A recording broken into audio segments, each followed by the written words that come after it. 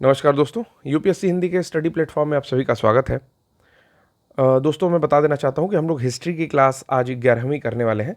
पहले मैं क्लास बड़ी बनाने वाला था, लेकिन फिर मुझे लगा कि संडे का दिन है, व्यूज़ कम जाते हैं क्योंकि आप लोग भी कहीं ना कहीं थोड़ा सा रिलैक्स करना चाहते हो। क्लास छोटी आएगी बट रेगुलर रहेगी, क्योंकि मैंने फ्राइडे को एक गैप कर लिया था, तो अभी गैप नहीं रहेगा। अभी मतलब संडे को आज नहीं रहेगा। उसके साथ एक बात और बताना चाहता हूँ कि जो भी लोग पीडीएफ मांग रहे हैं, यानी कि वो लोग पहली बार आए हैं, उनसे कहना चाहता हूँ कि सब्सक्राइब कर लो। और सब्सक्राइब करने के बाद 108 दिन की एक सीरीज़ चल रही है। प्लेलिस्ट खोलना, यूट्यूब खोलिएगा। यूट्यूब में सबसे जहाँ पर थंबनेल होता है, मतलब बड़ा सा एक पेज पे लिखा होता है चैनल का नाम, उसके नीचे लिखा होता है वीडियो, थंबनेल, प्लेलिस्ट, ऐसे ऐसे करके लिखा होता है। तो प्लेलिस्ट वाले सेक्शन पे जाना। मुझे लगता है सबसे पहली प्लेलिस्ट चल रही होगी 27 अक्टूबर 108 दिन की प्लेलिस्ट, ठीक है। उसे आप जो है रोज़ देखना स्टार्ट करिए, उसे सेव कर लीजिए प्लेलिस्ट को।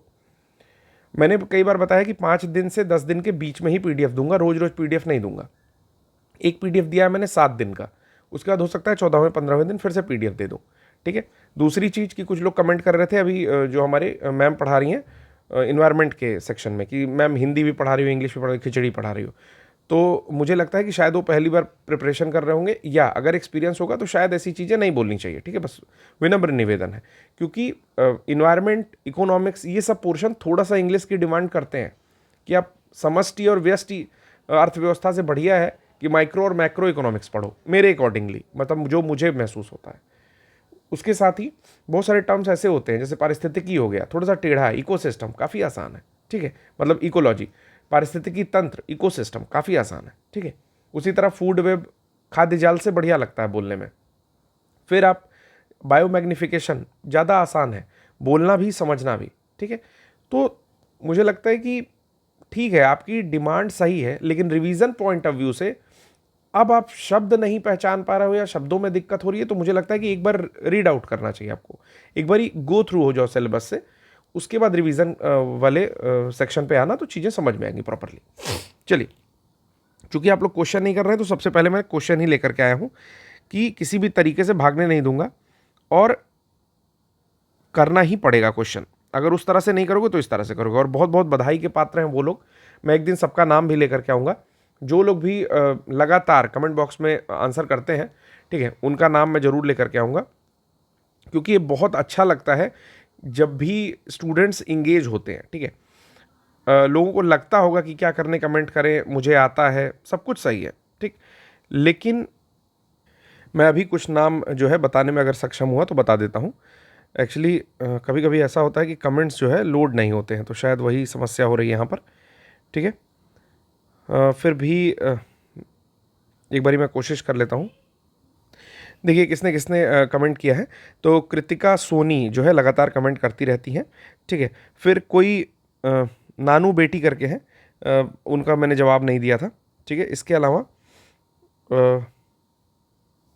कृतिका सोनी जी लगातार जो है सारे प्रश्नों के उत्तर करती रहती हैं। हिना है, उन्होंने भी प्रश्नों के उत्तर किया है। प्रियंका तिवारी, प्रज्ञा वर्मा, ठीक है, पारुल पाठक हैं, ब्रिजेश कुमार है, वो भी कुछ प्रश्नों के उत्तर किए हैं। बाकी गुड इवनिंग में समय व्यतीत करिए, ठीक है। कोई छाया है या चाया है, पता नहीं क्या लिखा हुआ है, कैट्टन कैट करके हैं, और भी बहुत सारे लोग हैं।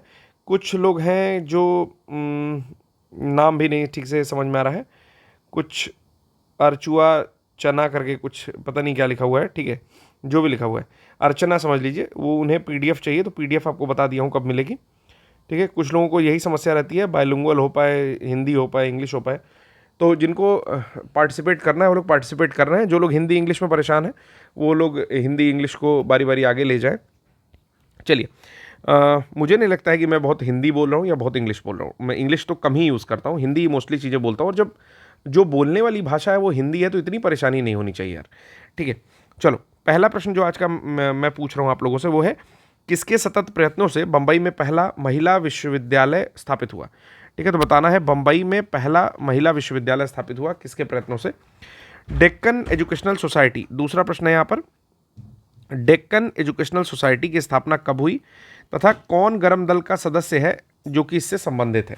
तो इन दोनों प्रश्नों का उत्तर करना है। काफ़ी महत्वपूर्ण प्रश्न है कि डेक्कन एजुकेशनल सोसाइटी से संबंधित गर्म दल का कौन व्यक्ति है और स्थापना कब हुई। तीसरा प्रश्न है यहाँ पर, बनारस हिंदू विश्वविद्यालय का शिलान्यास किसने किया। देखिए, स्थापना तो 1916 में हुई थी, ठीक है, मदन मोहन मालवीय जी के द्वारा। ठीक, अब आपको बताना है कि शिलान्यास किसने किया था, जो आपका बनारस हिंदू विश्वविद्यालय उसका। चौथा प्रश्न है यहाँ पर कि कौन सी पत्रिका है जिसका प्रकाशन राजा राम मोहन राय के धार्मिक सामाजिक विचारों के विरोध में प्रारंभ किया गया। तो काफी महत्वपूर्ण प्रश्न है ये भी, कि राजा राम मोहन राय जो भी अपना धार्मिक और सामाजिक आंदोलन चला रहे थे, उनके विरोध में एक पत्रिका निकाली गई, तो किसने इसका प्रकाशन किया ये बताना है आपको। पांचवा है यहाँ पर कि भारतीय ब्रह्म समाज के संस्थापक कौन थे। ठीक है, भारतीय ब्रह्म समाज नाम है, ब्रह्म समाज नाम नहीं है। ब्रह्म समाज 1828 में आपका राजा राम मोहन रॉय लेकर के आए थे। ठीक है, फिर मैंने यहाँ पर 4 समाचार पत्र दिया है और उनकी लैंग्वेज दी हुई है, आपको मैच करना है। पहला है भारत मित्र, फिर है राष्ट्रमत, प्रजामित्र और नायक। क्रमशः यहाँ पर बंगाली, गुजराती, हिंदी और मराठी ऑप्शन दिए हुए हैं। और अगला यहाँ पर क्वेश्चन है, तो इसको मैच कर लीजिएगा कौन किस भाषा में था। बहुत बहुत बहुत इंपॉर्टेंट क्वेश्चन है। ठीक है, ये कुछ प्रश्न जो मैं लेकर के आया हूँ PYQ है, पहली चीज़ है। ठीक है, क्योंकि आप लोग घटना चक्र नहीं कर रहे हो तो मुझे ही करनी पड़ रही है आप लोगों के लिए, और फिर मैं उसमें से प्रश्न लेकर के आ रहा हूँ। अगला है कि हिंदी के समाचार पत्र का नाम, पहले समाचार पत्र का नाम क्या था। ठीक है, तो अगला प्रश्न हो गया, छठवां है और ये 7वां प्रश्न है। देखते हैं कि मैक्सिमम नंबर ऑफ प्रश्नों के उत्तर कौन देता है। ठीक है, पहले समाचार पत्र का नाम क्या था, जो कि हिंदी का था, और ये जो था वो पहला तो साप्ताहिक पत्र था, और कहाँ से प्रकाशित हुआ, तो प्रकाशन जहाँ से हो रहा है उस बारे में भी पूछा जा रहा है। चलिए, जो टॉपिक है आज का वो थोड़ा सा आसान सा टॉपिक है, और बहुत कम समय में मुझे लगता है ख़त्म हो जाएगा, काफ़ी टाइम नहीं लगेगा। तो आज स्टार्ट करते हैं, थोड़ा सा संडे फंडे बनाते हैं इसको, और कम समय में इसको ख़त्म कर लेते हैं। देखिए, बात है कांग्रेस का नरम दल और गरम दल। तो सबसे पहली चीज़ ये जानिए कि गरम दल और नरम दल था क्या। नरम दल वो लोग थे जो लोग ये चाहते थे कि हम लोग ब्रिटिश शासन का जो प्रशासन है, क्या है, प्रशासन, ठीक है, इसमें भाग ले लें। जो नरम दल था वो क्या चाहता था कि प्रशासन में भाग ले लें और धीरे धीरे आज़ादी लेंगे, ऐसा करके कुछ है इनका, कि मारपीट नहीं करेंगे, कोई रेजिस्टेंस नहीं दिखाएंगे। गरम दल क्या करता था, ये मारपीट नहीं करता था, याद रखना है, गरम दल कोई मारपीट नहीं कर रहा है। क्या कर रहा है, एक पैसिव रेजिस्टेंट दिखा रहा है। क्या दिखा रहा है, पैसिव। ठीक है, पैसिव रेजिस्टेंस दिखा रहा है, मतलब कि विरोध तो दिखा रहा है लेकिन बस एक्टिवली नहीं कि बम फोड़ दें कहीं पर, इस तरह के काम करें, भगत भगत सिंह टाइप के नहीं दिखा रहे हैं ये लोग, पैसिव रेजिस्टेंस दिखा रहे हैं। ये चाहते हैं कि हम लोग जो है ब्रिटिश सरकार के हिसाब से मत चलते रहें, कि जैसे जैसे वो कह रहे हैं कि अब आपको दे देंगे, कुछ दे देंगे, ठीक है, अब आपको डोमिनियन स्टेटस दे देंगे, तो इनके हिसाब से नहीं चलना है, हमारी मांगे होंगी उस हिसाब से पूरी होनी चाहिए। ठीक है, चलिए स्टार्ट करते हैं। कि देखिए, कह रहा है कि भारतीय आंदोलन की जो दिशा है ना वो कैसे बदली। बहुत सारे रीज़न है, लेकिन सबसे इंपॉर्टेंट रीज़न ये है कि रशिया, जहाँ पर जार का शासन होता था, ठीक है, जार का शासन होता था, तो उसको एक छोटी सी कंट्री है जापान, जो कि आपकी ऐसा समझ लो कि ईस्ट एशिया में आएगी। ठीक है, तो ईस्ट एशियन कंट्री है जो कि हरा देती है आपके रशिया को। रशिया तब बहुत बड़ा USSR हुआ करता था और काफ़ी बड़ा एरिया हुआ करता था उनका, तो ऐसा समझ लो कि उन्हें आपका इंडो अफ्रीकन कंट्री भी आप मान सकते हो, कि आपका सॉरी, इंडो अफ्रीकन नहीं, गलत बोल दिया था मैं, यूरेशियन कंट्री भी मान सकते हो, कि यूरोप में भी थी और एशिया में भी फैली हुई थी। ठीक है, तो जब यूरेशियन कंट्री जो थी रशिया, उसको जब जापान हरा देता है, तो ये समझ में आता है कि जो आपका यूरोप की शक्तियां हैं, ठीक है, वही सबसे इंपॉर्टेंट या सबसे शक्तिशाली नहीं है, बाकी देश भी अपनी शक्तियों से संगठित होकर के हरा सकते हैं। तो इससे बहुत ज़्यादा प्रेरणा मिलती है जो भारतीय राष्ट्रीय आंदोलन है उसको। उसके साथ साथ और किससे किससे मिलती है, देखिए ये महत्वपूर्ण था, सबसे इंपॉर्टेंट यही था। उसके अलावा किससे किससे मिलती है, तो इटली अबिसीनिया युद्ध से भी मिलती है, जिसमें इटली की औपनिवेशिक शक्ति जो थी उसका पराजय होता है। ठीक है, फिर एक बॉक्सर युद्ध है, चीन में साम्राज्यवादियों के विरुद्ध चलाया गया था। ठीक है, और सबसे लास्ट मैंने बताया था कि 1905 में जापान की रूस पर विजय का सर्वाधिक प्रभाव देखा जाता है। फिर इससे क्या हुआ कि एक मिथ्या चलती थी कि जो भी गोरे हैं ना, जो भी इंग्लिशमैन हैं, अंग्रेज हैं या यूरोपियंस हैं, इनकी शक्ति से कोई जीत नहीं सकता। तो ये जो भ्रम था ना, ये 1900 का दौर, मतलब 20वीं सदी आते आते ये भ्रम टूट जाता है। और किससे टूटता है मैंने बता दिया, कि जापानी शक्ति ने या जापान वालों ने किसको हरा दिया, तो एक बहुत बड़े जार के शासन वाले आपके रशिया को हरा दिया। अब आता है नरम दल के नेताओं के ऊपर। तो नरम दल के नेताओं के बारे में कुछ बातें जान लेते हैं। पहला, कि नरम दल के जो नेता हैं वो कॉन्स्टिट्यूशनल एजिटेशन, यानी कि इनकी पद्धति जो थी वो थी राजवाम बंद आंदोलन, ठीक है, यानी कि कॉन्स्टिट्यूशनल एजिटेशन करते थे। ये प्रशासन में भारतीयों की भागीदारी चाहते थे, और जो भारतीय जनमानस है चाहते थे कि वो लोग पॉलिटिक्स या राजनीति में जागरूकता उनके अंदर उत्पन्न हो जाए, ठीक। वहीं गरम दल वाले क्या चाहते थे? अब गरम दल के बारे में कुछ जान जाइए। गरम दल वाले ये चाहते थे कि हम लोग अनुकूल प्रविघटन, यानी कि पैसिव रेजिस्टेंस की पद्धति अपनाएंगे। सूरत अधिवेशन होता है, सबसे इंपॉर्टेंट है, ये चीज पूछी जाती है कि कब होता है, तो 1907 में हो रहा है। कहाँ हो रहा है? तो सूरत में हो रहा है, इसीलिए उसका नाम सूरत स्प्लिट भी होता है, ठीक है। सूरत स्प्लिट में क्या होता है? जैसा कि नाम बता रहा है कि कांग्रेस में दो फाड़ हो जाता है, मतलब दो गुट में ये लोग बट जा रहे हैं। एक है गरम दल, एक है नरम दल। तो मैंने बता दिया कि गरम दल जो है वो पैसिव रेजिस्टेंस की राजनीति लेकर के आ रहा है, और वो लोग कॉन्स्टिट्यूशनल एजिटेशन लेकर के आ रहे हैं, नरम दल वाले। अब बात आती है नाम की। तो जैसे जो गरम दल वाले थे वो कहते थे कि हम लोग जो है ना वो संवैधानिक भिक्षावृत्ति के तरीके से नहीं चलेंगे कि हम लोग भिक्षावृत्ति मांग रहे हैं। ऐसा गरम दल वाले नरम दल वालों को कहते थे कि आप लोग हमेशा भिक्षा की मांग करते रहते हो, हम लोग आत्मनिर्भर होना चाहते हैं। गरम दल का ये स्टेटमेंट था। अब नाम आता है कुछ गरम दल के नेताओं का, कुछ नरम दल के नेताओं का। तो नाम देख लेते हैं। देखिए, गरम दल में तो कुछ पर्टिकुलर नाम है, जैसे लाल बाल पाल लगभग सब लोग जानते हैं। घोष का नाम भी उसमें शामिल किया जाता है। तो लाल लाजपत राय, बाल गंगाधर तिलक, ठीक है। पाल से बिपिन चंद्र पाल आते हैं, और रास बिहारी घोष आते हैं, ठीक है ना, सॉरी, अरविंद घोष आते हैं। फिर उदारवादी राजनीति में कौन कौन आ रहा है, इन लोगों को देख लेते हैं। इनको बोला जाता था कि राजनीतिक भिक्षावृत्ति के युग में अधिकांश नरमपंथी नेता, जैसे दादा भाई नौरोजी आ रहे हैं, डीबीएन से इनको हमेशा हम लोग जानेंगे, ठीक है। फिर फिरोज शाह मेहता आ रहे हैं, एफएसएम के नाम से इनको जानेंगे। दिनसा वाचा आ रहे हैं, व्योमेश बनर्जी, सुरेंद्रनाथ बनर्जी, और अन्य लोग आ रहे हैं जो कि शहरी क्षेत्रों से संबंधित हैं। देखिए, जो नरम दल के नेता हैं वो बड़े बड़े पोस्ट वाले व्यक्ति आ रहे हैं, जैसे कोई वकील है, बहुत प्रतिष्ठित वकील है, कोई इंजीनियर है, कोई पत्रकार है, कोई साहित्यिक व्यक्ति है जो सम्मानित हुआ है। तो ये लोग क्या है ना कि आम जनता से डायरेक्टली रिलेट नहीं कर रहे हैं, ठीक है। तो होता क्या है कि जब ये आम जनता से डायरेक्टली रिलेट नहीं कर रहे हैं तो आम जनमानस के मन में क्या है ये समझ नहीं सकते। ये बस एक तरह से कह सकते हो कि पद के लालच में या प्रतिष्ठा के लालच में इस तरह का आंदोलन, एजिटेशन जो है, कॉन्स्टिट्यूशनल एजिटेशन लेकर के आगे चल रहे हैं, ठीक है। तो उपाधियों और बड़े बड़े पद पे आकर्षण रखते हैं लोग। कांग्रेस में आने वाले ये प्रतिनिधि बड़े बड़े नगरों से आते थे, जनसाधारण से कोई संपर्क इनका नहीं था। सारे प्रश्नों के उत्तर दे दीजिएगा। आगे चलते हैं कि फिरोज शाह मेहता कहते हैं इसमें कि कांग्रेस की आवाज़ जनता की आवाज़ नहीं है, परंतु उनके साथ रहने वाले अन्य देशवासियों का यह कर्तव्य है कि वे इनकी भावनाओं को समझें और उन्हें व्यक्त करें और उनके उपचार का प्रयत्न करें।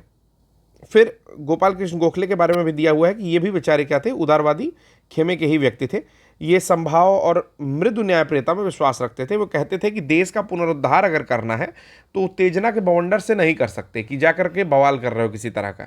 पैसिव रेजिस्टेंस तक तो ठीक है, कहीं एक्टिव पे ना आ जाओ, उससे देश का कोई भला नहीं होगा। वो साधन और साध्य दोनों की पवित्रता में विश्वास रखते थे, ठीक है। तो ये चीज़ याद रखिएगा। इन्हीं के विचार से प्रभावित होते हैं गोपाल कृष्ण गोखले के, गांधी जी इनके शिष्य बन जाते हैं और ये उनके बन जाते हैं पॉलिटिकल गुरु। गोखले 1889 में सर्वप्रथम राजनीति में भाग लेते हैं और 1897 में उनको और दिनसा वाचा जो व्यक्ति हैं, वाचा को भारतीय व्यय के लिए एक नियुक्त कमेटी है, विल्बी आयोग, नाम याद रखिएगा, उसके सम्मुख साक्ष्य देने के लिए कहा जाता है। तो किसको किसको विल्बी आयोग में साक्ष्य देने के लिए कहा जाता है? तो दिनसा वाचा और गोपाल कृष्ण गोखले को विल्बी आयोग में साक्ष्य देने के लिए जो है नियुक्त किया जाता है।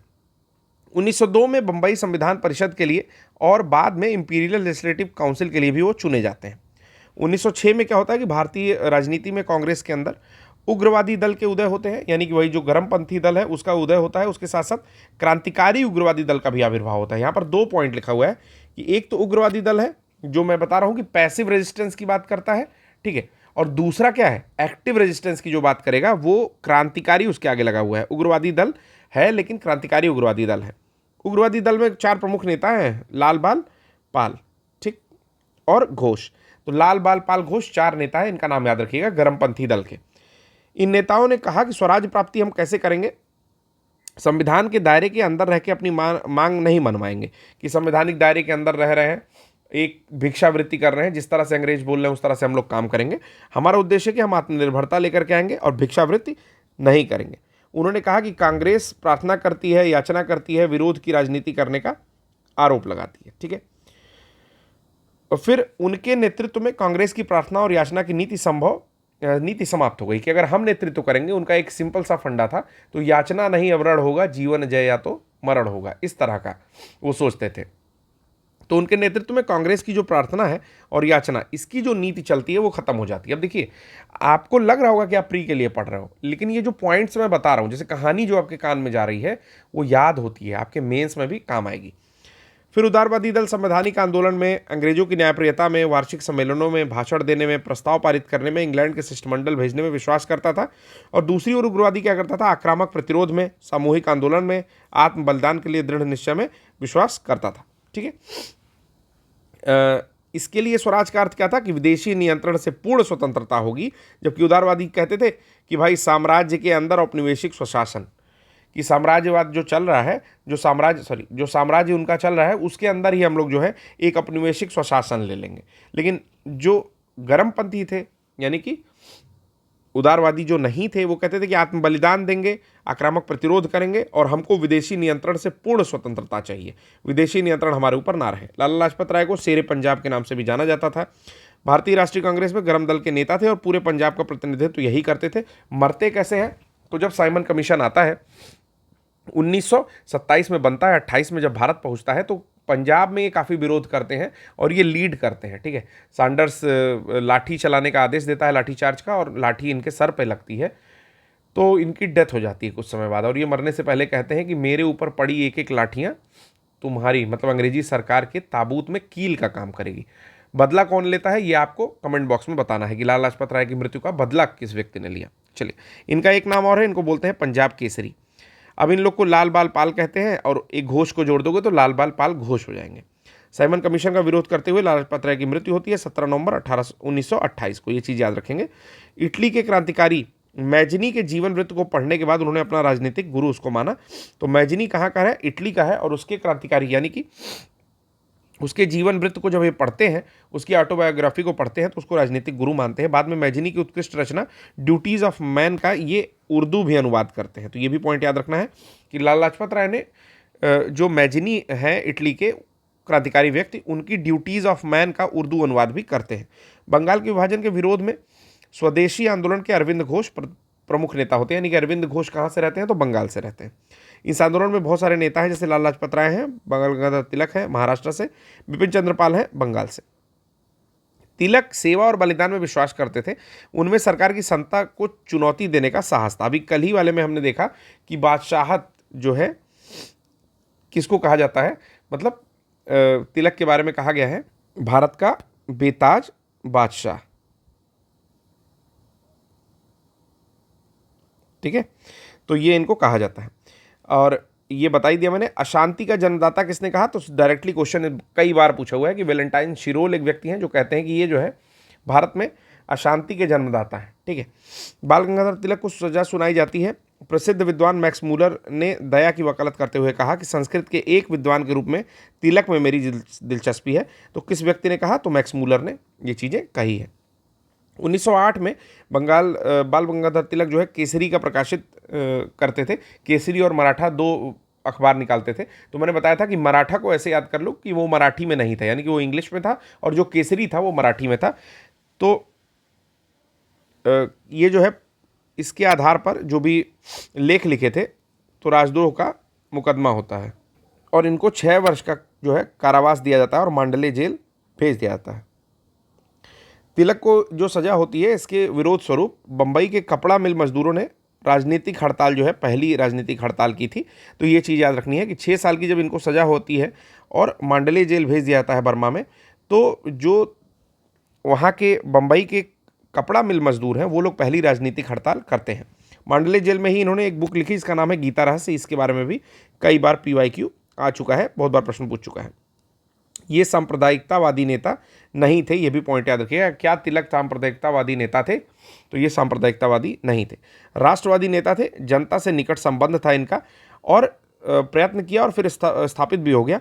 महात्मा गांधी के कह सकते हैं कि अग्रगामी थे। उन इस उद्देश्य से उन्होंने अखाड़े, लाठी क्लब, गो हत्या विरोधी सभाएं स्थापित की। तो ये भी प्रश्न पूछता है कि लाठी क्लब, अखाड़े कौन स्थापित किया, तो इन्होंने स्थापित किया। महाराष्ट्र में शिवाजी महोत्सव, ये कई बार पूछा है, शिवाजी महोत्सव और गणपति पर्व आरंभ करने का श्रेय जो है वो भी किसको जाता है, तो तिलक को जाता है। ये भी इंपॉर्टेंट प्रश्न है। बाल गंगाधर तिलक की मृत्यु कब हुई? 1 अगस्त 1920 को हुई। इसी दिन क्या था, असहयोग आंदोलन शुरू होना था, तो गांधी जी ने कुछ दिन बाद जो है शुरू कर दिया, लेकिन CR दास ने फिर उसको रिजेक्ट कर दिया।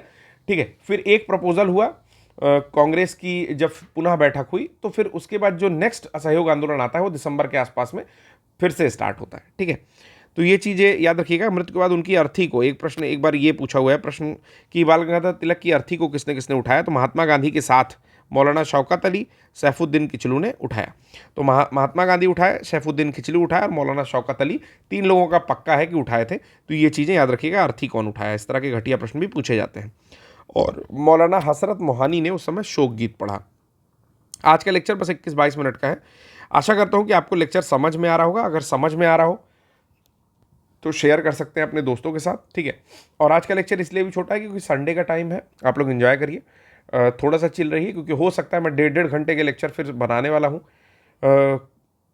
आप PYQ करते रहो। ठीक है, मेरे से आगे PYQ करते रहो, ये नहीं कि सर के लेक्चर का वेट करेंगे, आप आगे एडवांस में PYQ करो, क्योंकि जब मेरे लेक्चर बैक टू बैक बड़े आने लगेंगे ना, 2-2.5 घंटे के अगर मैं लेक्चर लाने लगूंगा तो मैं 4-5 चैप्टर एक दिन में खत्म करूंगा और फिर आपको लगेगा कि बहुत तेज लेकर के चल रहे हैं। इसीलिए आप आगे के PYQ भी करते रहो। तो आज के लिए बस इतना ही, धन्यवाद।